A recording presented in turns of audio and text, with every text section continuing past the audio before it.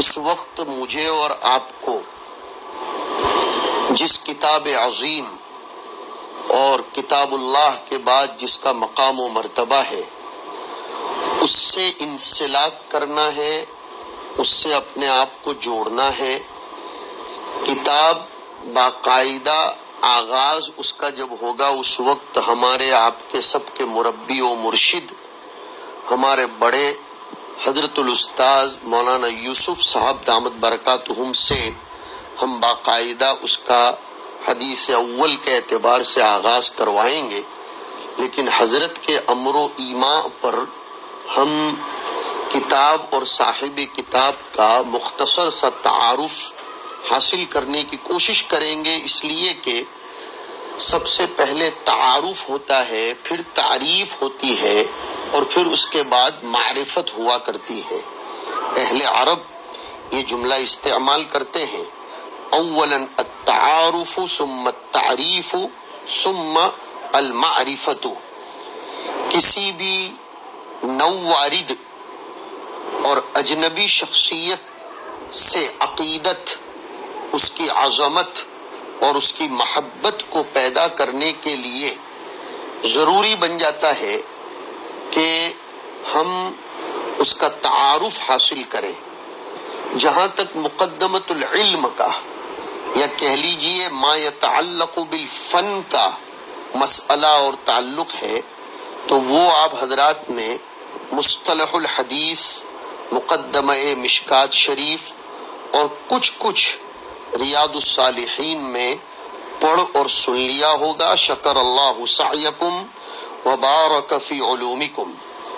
ہم اس کی طرف اس وقت التفات نہ کرتے ہوئے امام ہمام امیر المؤمنین فی الحدیث امام بخاری رحمہ اللہ تعالی ونفعنا بعلومہ ووجہنا بتوجہاتہ وتوجیہاتہ ان کے مختصر سے حالات پر روشنی ڈالتے ہیں۔ یہ نام جلالت شان کا حامل ہے، میرے اور آپ کے کانوں میں بچپن سے پڑا ہوا ہے۔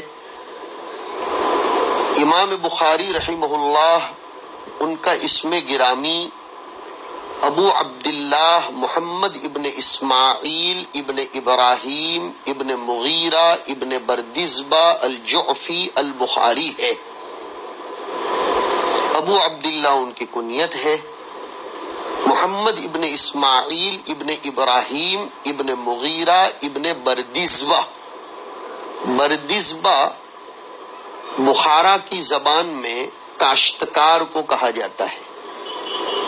فارسی قدیم زبان میں بردزبہ کی اصل پالیز ہے اور پالیز باغ کو کہتے ہیں، تو اب بردزبہ کا معنی ہوگا باغ والا، باغوان۔ امام بخاری علیہ الرحمہ ان کے دادا کا حال تو خال بھی کہیں سے نہیں ملتا، لیکن ان کے والد گرامی قدر کا حال تاریخ کی کتابوں میں موجود ہے۔ خود امام بخاری علیہ الرحمہ اور ان کے بعد کے کچھ محدثین نے امام بخاری کے والد کا تذکرہ کرتے ہوئے لکھا کہ ابو الحسن اسماعیل بن ابراہیم البخاری، یعنی اگر امام بخاری علیہ الرحمہ کی کنیت ابو عبداللہ ہے تو ان کے والد اسماعیل کی کنیت ابو الحسن ہے، اسماعیل ان کا نام ہے اور امام بخاری کے دادا کا نام ابراہیم ہے۔ یہ اسماعیل ابن ابراہیم البخاری روایت کرتے ہیں امام مالک، ابو معاویہ اور عمر ابن ہارون سے۔ امام بخاری فرماتے ہیں کہ میرے والد کی رویت و زیارت حماد ابن زید سے بھی ہے اور میرے والد کا لقاء و ملاقات عبداللہ ابن مبارک سے بھی ہے اور میرے والد کا سماع امام مالک علیہ الرحمہ سے ہے۔ امام بخاری کے والد کے شاگردوں میں احمد ابن حفص، نصر ابن حسین قصار وغیرہ کا تذکرہ ملتا ہے۔ امام بخاری رحمۃ اللہ علیہ بہت جلالت شان کے حامل والد کی اولاد تھے۔ ان کے والد بہت زبردست قسم کے صالح اور پرہیزگار تھے۔ کہتے ہیں کہ ان کے والد نے مرض الوفات میں یہ بات بہت ڈنکے کی چوٹ کہی تھی۔ فرماتے تھے کہ میں اپنے اس ترکے میں جو میں چھوڑ کر جا رہا ہوں، نہ حرام کا درہم جانتا ہوں، بلکہ کوئی مشتبہ درہم بھی میرے مال میں موجود نہیں ہے۔ ہم لوگوں کو اس سے ایک سبق ملتا ہے کہ پسر نمونہ پدر می باشد، ایسے زبردست قسم کے باپ کی اولاد کو چونکہ عقل طیب کی روشنی ہی میں اور عقل طیب کے نتیجے میں عمل صالح کی توفیق، نور علم، نور ہدایت وغیرہ حاصل ہوتا ہے، حق تعالی شانہ نے ان کے والد کے اس ورع و تقوی کی بنیاد پر اس بیٹے کو کس مقام پر پہنچایا، اس کا اندازہ ہم لگا سکتے ہیں، اور اس سے ہم زمرہ علماء اور طبقہ فضلاء اور تلامذہ کو اس بات کی تاکید ملتی ہے کہ ہمیں مال کے باب پہ بہت زیادہ احتیاط برتنی چاہیے۔ کسی کا مال بغیر اس کی طیب خاطر کے ہرگز اٹھانے کی، حاصل کرنے کی، استعمال کرنے کی کوشش نہیں کرنی چاہیے۔ امام بخاری رحمہ اللہ کی پیدائش 13 شوال جمعہ کے دن جمعہ کی نماز کے بعد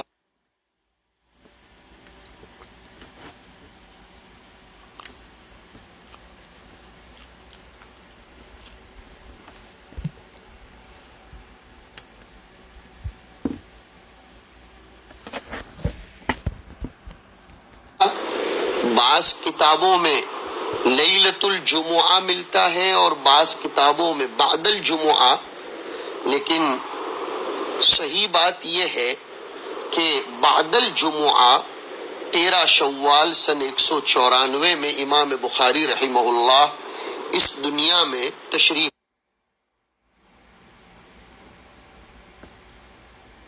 لائے۔ امام بخاری رحمۃ اللہ علیہ کے بارے میں قصہ مشہور ہے اور وہ صحیح ہے کہ وہ بچپن میں نابینگی کا شکار ہوئے تھے۔ اللہ رب العزت نے اپنے تکوینی نظام کے تحت جس کو وہ ظاہر کرنا چاہ رہے تھے، امام بخاری رحمۃ اللہ علیہ کو نابینا بنایا تھا۔ ان کی والدہ محترمہ بہت دعائیں کرتی تھیں۔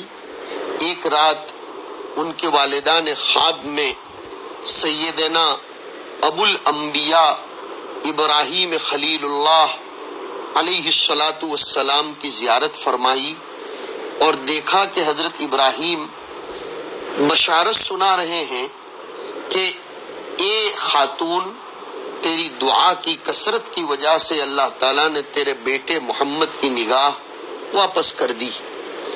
میں نے جملہ استعمال کیا آپ تلامذہ کے سامنے کہ یہ اللہ کا تکوینی نظام تھا۔ اتنا بڑا کام حق تعالی شانہ امام ہمام سے لینا چاہتے تھے، جس کام کی مثال امام بخاری سے پہلے کے لوگوں میں نہ نظر آتی ہے اور نہ بعد میں نظر آتی ہے۔ ضروری ہے کہ امام بخاری رحمہ اللہ کو نعمت بینائی سے آراستہ کیا جائے، آشنا کیا جائے اور انہیں یہ بینائی کی نعمت عنایت فرمائی جائے۔ اللہ نے اپنے انعام کا اظہار فرمایا اور ان کی والدہ کی دعاؤں کی برکت سے انہیں بینائی نصیب فرمائی۔ حضرت امام بخاری رحمۃ اللہ علیہ بچپن ہی سے حدیث پاک کی طرف متوجہ تھے۔ اپنے ایام طفولت میں کسی محدث کے یہاں تشریف لے گئے، وہاں سے حدیث لکھ کر لائے کسی نے امام بخاری سے پوچھا کہ تم نے آج کتنی حدیثیں لکھی؟ فرمانے لگے 2 حدیثیں لکھ کر لایا ہوں۔ پتا چلا بچپن ہی سے حدیث کا شغف تھا۔ اور ایک مرتبہ فرمانے لگے خود امام بخاری، الہمت حفظ الحدیث وانا فی الکتاب، کہ میں مکتب کے زمانے میں تھا، اسی وقت سے میرے دل میں حدیث کی طرف توجہ اور حفظ حدیث کا داعیہ پیدا ہوا۔ اس وقت حضرت امام بخاری رحمۃ اللہ علیہ کی عمر عزیز 10 یا اس سے کم سال کی بتائی جاتی ہے۔ امام بخاری نے اپنے علاقے کے محدثین سے علم حدیث کو حاصل کیا، وہیں رہتے ہوئے وکیع ابن الجراح اور عبداللہ ابن مبارک کی کتابیں یاد کی، حنفیہ کی کتابوں کا مطالعہ کرنا بھی ثابت ہے۔ پھر جب امام بخاری علیہ الرحمہ 16 سال کی عمر کو پہنچے تب آپ نے حصول علم حدیث کے لیے سفر شروع فرمایا۔ یہ بات ذہن میں رہنی چاہیے کہ بلوغت کی عمر کے بعد آپ نے حدیث کے حصول کے لیے سفر شروع کیا۔ اس سلسلے میں مشہور واقعہ ہے کہ امام بخاری اپنی والدہ اور اپنے بھائی جن کا نام احمد تھا ان کے ساتھ سفر حج کی سعادت سے ہمکنار ہو رہے تھے۔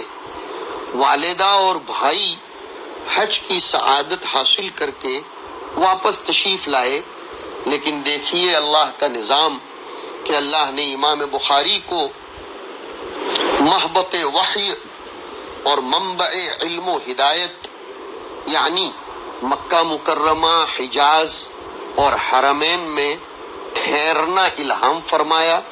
امام بخاری وہیں قیام پذیر ہوئے، ٹھہر گئے اور حرمین شریفین کے علماء سے استفادہ اور کسب علم میں مصروف ہوئے۔ امام بخاری رحمۃ اللہ علیہ اس زمانے کے محدثین کے پاس آمد و رفت رکھتے تھے۔ اللہ تعالیٰ نے امام بخاری کو 9 عمری ہی میں عجیب قسم کا حافظہ، شعور، ادراک اور استحضار نصیب فرمایا تھا۔ یہ سب اللہ کی طرف سے نظام ہوتا ہے۔ اللہ تعالیٰ جن لوگوں کا اصطفاء فرماتے ہیں، تلامذہ عزیز سنیے کہ حق تعالی شانہ جن لوگوں کا انتخاب فرماتے ہیں اپنے علوم کی حفاظت کے لیے، بالخصوص کتاب و سنت کی حفاظت کے لیے، تو ان کو ایسے وسائل، اسباب اور ذرائع بھی مہیا فرما دیتے ہیں تاکہ ان کے ذریعے وہ علوم نبوت کی حفاظت میں اپنے آپ کو لگائیں۔ اس لیے کہ جیسے قرآن کریم کی حفاظت کا وعدہ اللہ تعالیٰ نے اپنے ذمے لیا ہے، ویسے بیان قرآن یہ بھی اللہ نے اپنے ذمے لیا ہے۔ اور بیان قرآن یہ دوسرا نام ہے حدیث نبوی کا۔ میں اشارہ کرنا چاہتا ہوں سورہ قیامہ کی اس آیت کی طرف، لا تحرک به لسانک لتعجل به ان علینا جمعہ وقرآنہ ثم ان علینا بیانہ۔ جب اللہ رب العزت نے اپنے ذمے قرآن کریم کے بیان کو لیا، حضور اکرم علیہ الصلاۃ والسلام کو استعمال فرمایا، وما رمیت اذ رمیت ولکن اللہ رما والی آیت کریمہ بھی اس کی طرف مشیر ہے، تو قدرتی طور پر، فطری طور پر حق تعالی شانہ نے امام بخاری رضی اللہ تعالی عنہ کو ایسا حافظہ اور استحضار عنایت فرمایا۔ ایک واقعہ اس سلسلے میں لوگوں نے لکھا ہے کہ ایک دن محدث داخلی کی مجلس میں تشریف فرما تھے، تو وہ محدث داخلی کے منہ سے سند بیان کرتے کرتے اس طرح جملہ نکلا کہ سفیان عن ابی الزبیر عن ابراہیم۔ امام بخاری رحمہ اللہ وہاں تشریف فرماتے فوراً استدراک کرتے ہوئے فرمایا کہ حضرت آپ نے سفیان عن ابی الزبیر فرمایا ہے وہ ابو الزبیر نہیں ہیں۔ اب علامہ داخلی کو فوراً تنبہ تو نہیں ہوا، وہ تھوڑے سے تذبذب میں مبتلا ہوئے کہ میں کیسے غلط بیان کر سکتا ہوں۔ امام بخاری نے فوراً ان سے درخواست کی کہ اگر آپ کے پاس آپ کے استاد سے لکھی ہوئی کتاب موجود ہو تو مراجعت کر لیجئے۔ محدث داخلی نے مراجعت کی اور دیکھا تو واقعتاً سند سفیان عن زبیر عن ابراہیم تھی۔ زبیر ابن عدی کی طرف اشارہ ہے اور ابراہیم سے مراد ابراہیم نخعی ہے۔ ابو الزبیر کے بجائے صحیح سند زبیر تھی۔ امام بخاری کے سند کے حفظ میں بھی یہ حال تھا۔ آپ اندازہ لگا سکتے ہیں کہ اللہ تعالیٰ نے ان حضرات سے حفاظت حدیث کا کیسا کام لیا۔ جو لوگ اتنی باریک نگاہ اور اتنا دقیق حافظہ، متانت، قوت ضبط اور اتقان رکھتے ہوں، ان پر مستشرقین کی طرف سے یہ الزام کیسے گوارا اور قبول کیا جا سکتا ہے کہ حدیث میں کچھ نوک جھونک یا کچھ الٹ پھیر ہوا ہو۔ امام ابو داؤد رحمہ اللہ نے ایک راوی سے روایت بیان کی ہے، ان کے بارے میں وہ کہتے ہیں کہ میں نے 70 مرتبہ حج کیا ہے، مجھے یہ بھی یاد ہے کہ میں نے کس سال میں کون سے اونٹ پر بیٹھ کر حج کیا۔ اللہ تعالیٰ نے ان محدثین کو ایسا حافظہ عنایت فرمایا تھا۔ امام بخاری نے تقریباً 1080 مشائخ حدیث سے فن حدیث حاصل کیا۔ ان میں بڑے بڑے متقدمین اور جبال شامخہ حدیث کی دنیا کے ہیں، جیسے امام احمد ابن حنبل، علی ابن مدینی، یحییٰ ابن معین، اسحاق ابن راہوی، قتیبہ ابن سعید، اور بکثرت نام ملے گا حمیدی ان کا، اور اسی طریقے سے ابو الیمان الحکم ابن نافع وغیرہ وغیرہ۔ یہ جو نام میں نے ذکر کیے علیہم الرحمت والرضوان، ان میں علی ابن مدینی اور یحییٰ ابن معین یہ فن اسماء الرجال کے شہسوار سمجھے جاتے ہیں۔ امام بخاری رحمۃ اللہ علیہ کے بڑے اساتذہ وہ لوگ ہیں جو تبع تابعین کے طبقے میں ہوتے ہیں۔ مکی ابن ابراہیم ہیں، ابو عاصم النبیل، محمد ابن عبداللہ الانصاری، اور اسی طریقے سے دیگر حضرات۔ تو کل مجموعی طور پر تو امام بخاری علیہ الرحمہ نے 1080 لوگوں سے حدیث کا علم حاصل کیا، فن حاصل کیا، لیکن ہمیں جو بات جاننا ضروری ہے وہ یہ کہ امام بخاری نے اپنی کتاب الجامع الصحیح میں 299 رجال کی حدیثیں لی ہیں۔ ابن عدی کی تحقیق تو یہ ہے کہ 299 رجال کی حدیثیں بخاری شریف میں امام نے نقل کی ہیں، اور ابن مندہ کی تحقیق کے مطابق 7 مشائخ بڑھے ہیں 299 پر، یعنی 306 مشائخ کی روایات لی ہیں۔ بئی اعتبار طلب عزیز یہ کہا جا سکتا ہے کہ ہم بحمد اللہ تعالی و توفیق ہی امام بخاری علیہ الرحمہ کے واسطے سے 306 مشائخ کے تلمذ کا شرف رکھتے ہیں، اور پھر ہماری آپ کی سند کو ملا کر بواسطے امام بخاری آگے بڑھتے بڑھتے جناب نبی اکرم صلی اللہ علیہ وسلم سے بھی ہم تلمذ کا شرف و سعادت حاصل کرتے ہیں۔ ہمارے دیار ہند میں بلکہ اس پورے علاقے میں دور حدیث شریف کی خصوصیت ہی یہ ہے کہ اس میں جہاں طالب علم نے حدیث شریف کے شروع میں وبیہ قال حدثنا کہا اور اپنے آپ کو حضور پاک علیہ الصلاۃ والسلام تک پہنچایا، گویا اس نے اپنی لنک اور اپنے آپ کو حضور سے جوڑا، بلکہ ایک تعبیر بڑی شاندار ہے، خدا کرے ہمیں اس کی لاج رکھنے کی توفیق نصیب ہو اور وہ نور ہمیں حاصل ہو، وہ یہ کہ ہم یہ وبہ قال حدثنا کی برکت سے درسگاہ نبوی علی صاحبہ الف الف الصلاۃ والتسلیم کے شاگرد بن جاتے ہیں۔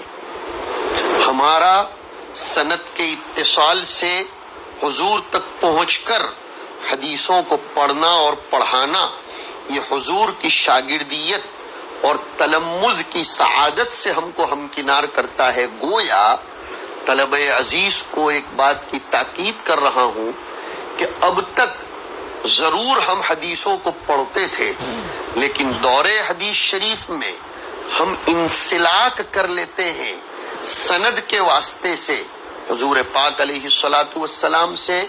اب اس میں ایک بات یہ بھی کہی جا رہی ہے کہ کثرت درود شریف کے ذریعے حضور کے سینے سے بھی انسلاک ہو جائے، صدر انور سینہ مبارک سے اپنے آپ کو جوڑ کر قرب حاصل کر لیا جائے، تاکہ فیضان حضور اکرم علیہ الصلاۃ والسلام کے سینے سے مجھے اور آپ کو میسر ہو، اور حضور کا فیضان چند واسطوں سے جو ہمیں الفاظ کی شکل میں ملتا ہے، کثرت درود کے نتیجے میں بلا واسطہ بفضل خداوندی و برحمت ایزدی جو فیضان میسر ہوگا، اور پھر اس سے جو نور علم اور انوار ہدایت کے حاصل ہوتے ہیں، اس کو وہی لوگ بیان کر سکتے ہیں جنہیں یہ کیفیت میسر ہے۔ اللہ مجھے اور آپ کو یہ توفیق عظیم مرحمت فرمائے۔ تو دور حدیث شریف کے طلباء کو کثرت درود کا اہتمام رکھنا چاہیے، تاکہ حدیث فہمی میں حضور پاک علیہ الصلاۃ والسلام کی توجہ بھی شامل ہو جائے۔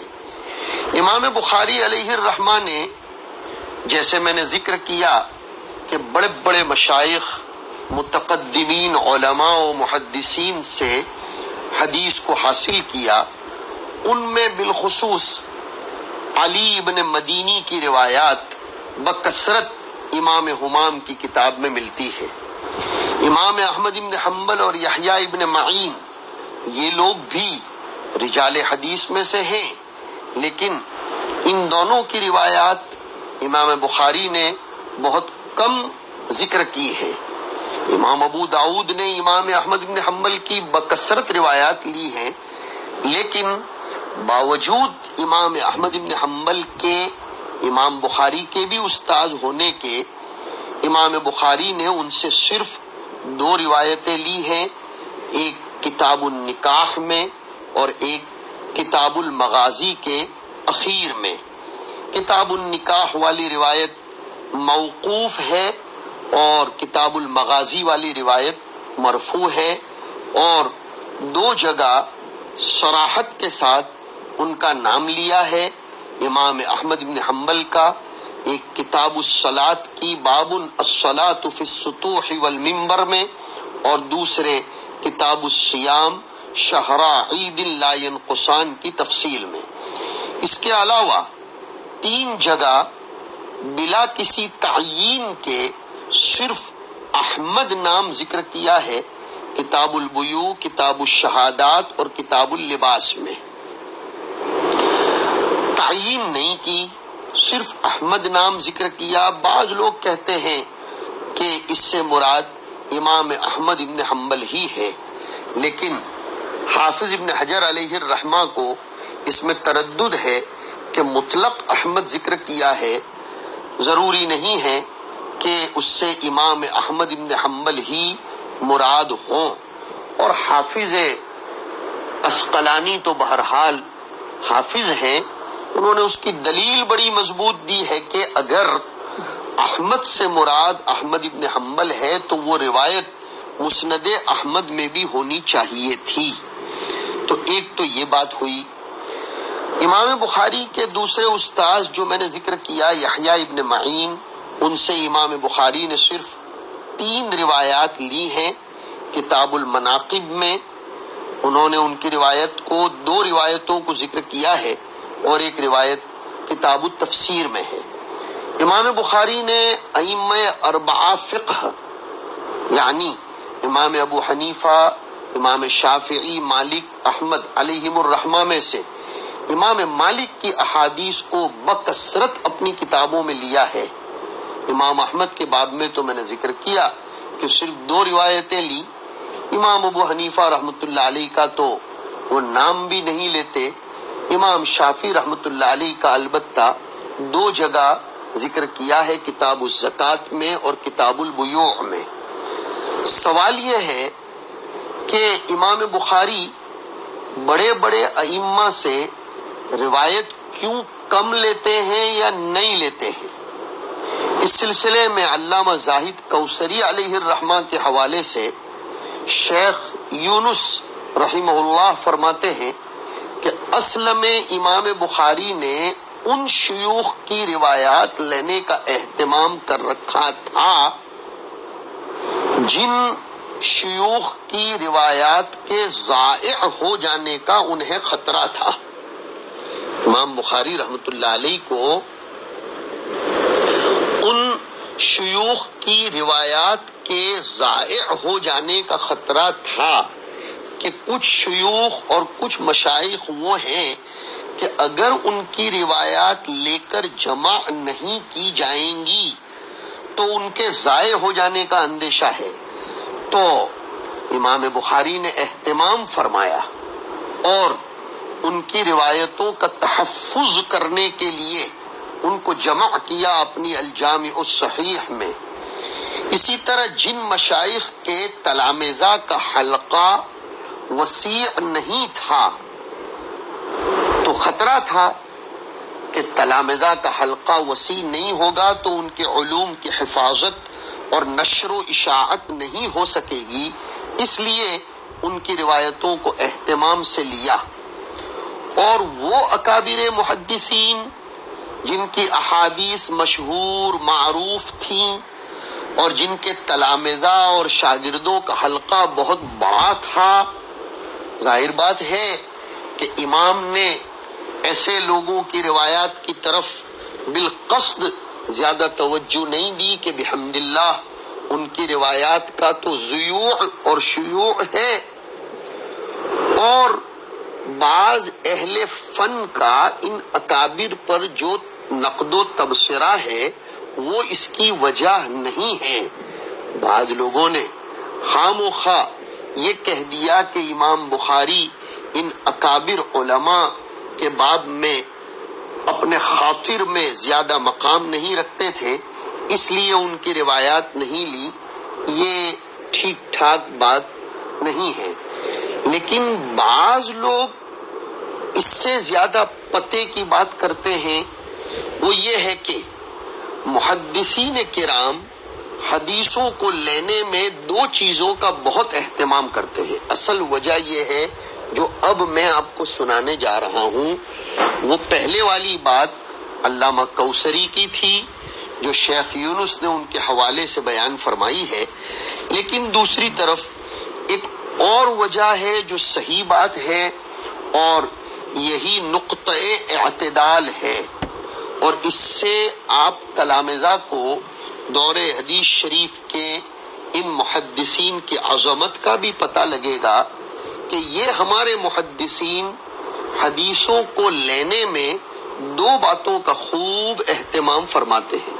ایک تو وہ یہ دیکھتے ہیں کہ راوی ثقہ اور عادل ہونا چاہیے، راوی میں ثقاہت و عدالت مضبوط ہو، اور دوسرا سند عالی ہو۔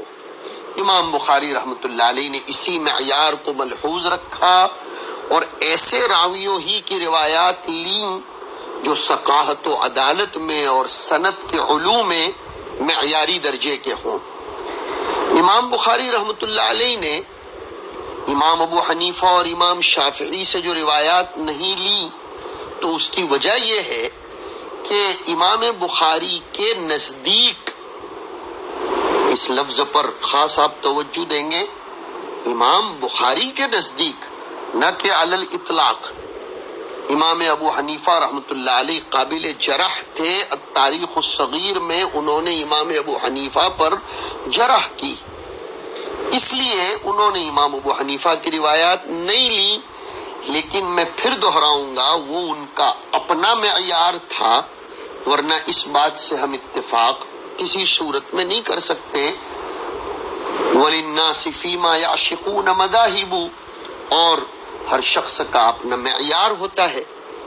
امام شافعی کی روایت اس لیے نہیں لی تھی، بڑی اچھی وجہ علماء محدثین نے لکھی ہے کہ امام شافعی بڑھاپے کی عمر میں وفات پا گئے تھے، اور امام بخاری کو امام شافعی کے ہم پلہ معاصرین سے لقاء و سماع حاصل ہو گیا تھا۔ عبداللہ ابن مسلمہ، قعنبی، قتیبہ ابن سعید وغیرہ، ان سے امام بخاری کو موقع مل گیا تھا کہ وہ ان سے روایات لیں۔ اب امام شافعی سے روایت لیتے تو ایک واسطے سے ان کو نزول کرنا پڑتا، اس لیے امام بخاری نے بجائے امام شافعی سے روایات لینے کے براہ راست ان کے اقران اور ان کے معاصرین سے روایات کو لی۔ اسی طرح امام بخاری نے امام احمد کی روایات زیادہ نہیں لی، جیسے ابھی تھوڑی دیر پہلے ہم نے ذکر کیا کہ 2 ہی روایتیں ان سے لی ہیں۔ جس زمانے میں امام بخاری بغداد گئے تھے تو وہاں امام احمد رحمۃ اللہ علیہ کے مشائخ زندہ تھے۔ ظاہر بات ہے جب امام احمد کے مشائخ زندہ ہیں تو ان سے روایات لینے میں علو سند حاصل ہو جاتا ہے۔ ایک استاد ہوں اور ان کے شیخ بھی زندہ ہوں اور ان سے اخذ اور استفادہ یہ اسہل ہو، ایسر ہو، تو پھر حدیث کی دنیا میں علو سند کے پیش نظر شیخ سے حدیث کو لینا یہ احتیاط اور شرف و سعادت اور اصول حدیث کے اعتبار سے بہت بڑی بات ہو جایا کرتی ہے۔ اور پھر یہ بھی کہا جاتا ہے کہ آخری مرتبہ ٹوٹل اور کل ملا کر امام بخاری بغداد 8 مرتبہ تشریف لے گئے۔ 8ویں مرتبہ جب تشریف لے گئے تو امام احمد رحمۃ اللہ علیہ نے بیان حدیث کو چھوڑ دیا تھا، اس لیے بھی ان سے حدیث نہیں لے سکے۔ اور اس سے بڑی وجہ میں نے سنائی کہ چونکہ بغداد میں اس سے پہلے کی زیارات اور اسفار میں امام احمد کے مشائخ علیہم الرحمہ بقید حیات تھے، تو امام حمام نے ان سے حدیثوں کے لینے ہی کو احوط اور حدیث کی دنیا کے اعتبار سے بہتر اور مناسب سمجھا۔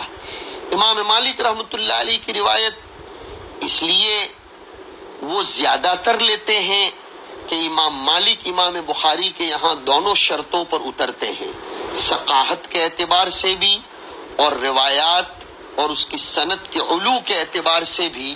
اس لیے امام مالک کی روایات بکثرت انہوں نے ذکر کی۔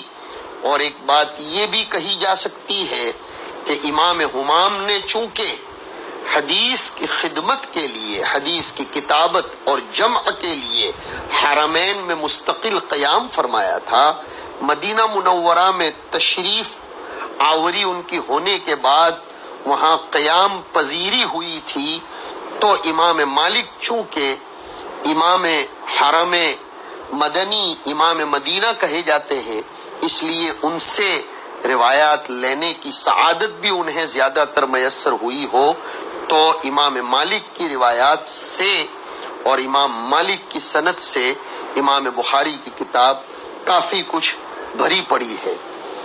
اب ایک سوال یہ رہ جاتا ہے کہ امام احمد ابن حنبل، یحییٰ ابن معین اور علی ابن مدینی علیہم الرحمہ، یہ تینوں ایک ہی طبقے کے ہیں، اس طور پر کہ یحییٰ ابن معین کا انتقال سن 233 میں، علی ابن مدینی کا سن 234 میں اور امام احمد کا سن 241 میں ہوا۔ تو اب سوال یہ ہے کہ امام بخاری کے لیے یہ تینوں ایک طبقے کے جب ہیں تو تینوں شیوخ میں سے احمد ابن حنبل اور یحییٰ ابن معین کی تو 2-4 روایات ہی لی، علی ابن مدینی کی اتنی زیادہ حدیثیں انہوں نے اپنی کتاب میں کیوں ذکر کی؟ اس کا جواب یہ ہے کہ مزاج کی ہم آہنگی، محبت قلبیہ، میلان قلب امام بخاری کو علی ابن مدینی سے بنسبت ان 2 مشائخ کے یعنی احمد ابن حنبل اور یحییٰ ابن معین کے زیادہ تھا۔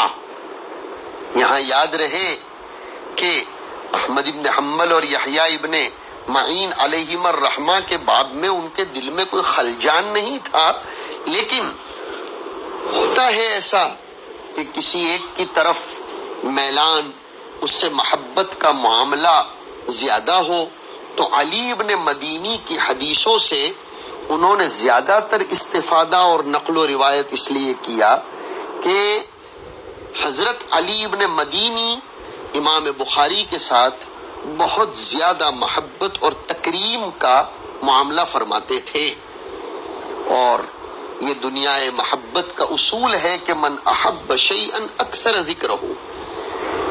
امام بخاری علی ابن مدینی کے قائل بھی اتنے ہی تھے، اور ان کی جلالت علم، ان کے رسوخ فی الفن کے بھی اتنے ہی قائل تھے۔ اس لیے امام بخاری نے یہ فرمایا کہ میں نے کسی شخص کے سامنے اپنے آپ کو صغیر نہیں پایا سوائے علی ابن مدینی کے۔ لیکن دوسری طرف علی ابن مدینی کا حال بھی یہ تھا کہ جب انہیں یہ خبر پہنچی کہ بخاری میرے باب میں یہ کہہ رہے ہیں تو انہوں نے بھی عجیب جملے ارشاد فرمائے، یعنی امام بخاری نے یہ جو فرمایا تھا کہ میں نے کسی کے سامنے اپنے آپ کو چھوٹا نہیں سمجھا، نہیں چھوٹا پایا حدیث کی دنیا کے اعتبار سے، علی ابن مدینی کی ثقافت اور ان کی عدالت اور ان کی جلالت کے سامنے میں نے اپنے آپ کو چھوٹا پایا۔ تو ابن مدینی نے بھی یہ فرمایا کہ بھائی بخاری تو عدیم النظیر ہے۔ دونوں طرف سے ایک دوسرے کا اعتراف تھا۔ میں چلتے چلتے یہ بھی کہتا چلوں، اس دور میں اہل علم میں ایک دوسرے کے اعتراف کا بہت بڑا نقصان بلکہ حرمان ہے۔ ہمیں صاحب فضل جو بھی جہاں بھی پایا جائے اس کے فضل کا اعتراف کرنا چاہیے۔ دوسری ایک بات، علی ابن مدینی کی روایتوں کے زیادہ لینے کی وجہ یہ بھی ہے کہ علی ابن مدینی رجال کے فن کے شہسوار ہے، بلکہ کچھ لوگوں نے انہیں حیۃ الوادی کہا ہے۔ امام ذہبی نے ابن عیینہ کی طرف نسبت کرتے ہوئے لکھا کہ سفیان ابن عیینہ یہ علی ابن مدینی کو حیۃ الوادی یعنی وادی حدیث کا ازدہا، مطلب وہ کسی کو ایسے ہی برداشت نہیں کرتے، اگر ذرا بھی ضعف پایا جائے تو پھر وہ اس کو چلنے نہیں دیتے۔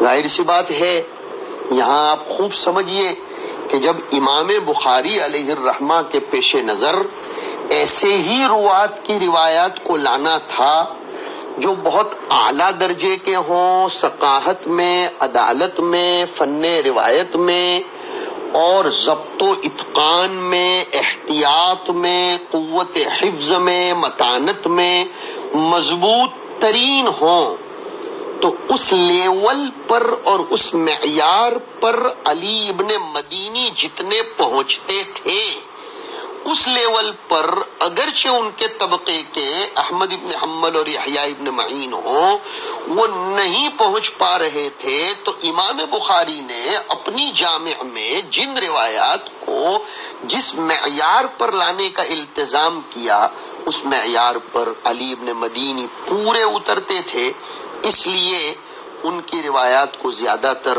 نقل کیا ہے علی ابن مدینی حافظ بھی ہیں، عارف بھی ہیں، اور امام بخاری بھی حافظ اور عارف ہیں، اس لیے الجنس یمیل الی الجنس کی بنیاد پر ان کی روایات کو زیادہ لیا ہے۔ حق تعالی شانہ ہمیں ان مشائخ کے علوم سے استفادہ کرنے کی توفیق نصیب فرمائے، ان کے علوم کے انوار ہم سب کو نصیب فرمائے۔ ہم آج اسی پر بس کرتے ہیں، دعا کرتے ہیں، ہمارے اپنے لیے آپ سب کے لیے بھی سعادت سمجھتے ہیں، اور ہمارے اساتذہ کرام نے ہم پر جو اعتماد کیا اور اتنی بڑی ذمہ داری کے لیے ہمارا انتخاب کیا، ہم مادر علمی اور اپنے ان کبار اساتذہ کے شکر گزار ہیں۔ اور آپ تلامذہ میں سے صبح سے لے کر اب تک کئی طلبہ عزیز نے مجھ کو سلام اور دعائیں عنایت فرمائی، نوازا۔ میں ان سب کو ابھی آن